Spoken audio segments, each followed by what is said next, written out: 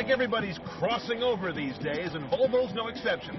So we're going to take a look at the 2007 Xc90 six-cylinder crossover. The Xc90 is like a big Volvo wagon. I think Wayne Cunningham described it best. You took a Volvo and you scanned it and said increase size 50%, save, drive. You can see how the entire chassis and running gear give this car more presence, more road clearance, and it's a big vehicle inside. So while it prints station wagon on the outside, it feels more crossover SUV once you're in it. So much for the volumes. Let's talk now about the technology. Now, quite a bit's available on this car, although our test model didn't have a lot of the best choice bits. The navigation system's not here. Now, our car has an upgraded audio system on it, which includes primarily a 6-disc in-dash CD changer.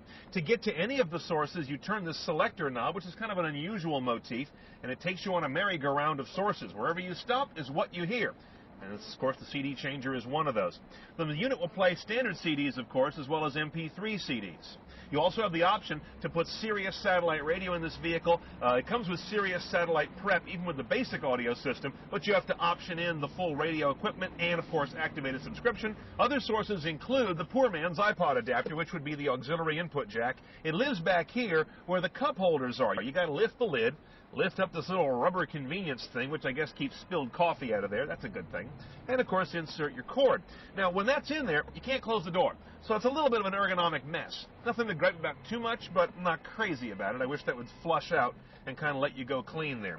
Once we had our iPod hooked up and gave it a test, sound quality was good, but in this particular setup of a iPod shuffle to this system, we found a lot of interference, maybe even RF being inducted by the cord or through the player. Didn't have time to really dice that down, but there's definitely some weird kind of buzzing going on when we were in the aux setting. Another unusual aspect of this audio system are the tone controls, the way you can set them up front or rear of the car. They're separate. So you go to the menu button here, and then you go to the audio settings, and you enter that.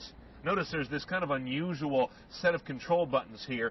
No other car maker does them quite like this, so it takes a little getting used to. And then you have equalizer front and equalizer rear. So when you go to the front, you're able to go through and do a very technical setup. It's not just bass and treble. They actually break it out by frequency slices. It's kind of a quasi-parametric equalizer, if you're following me on that. It takes a little bit of fussing around to get it.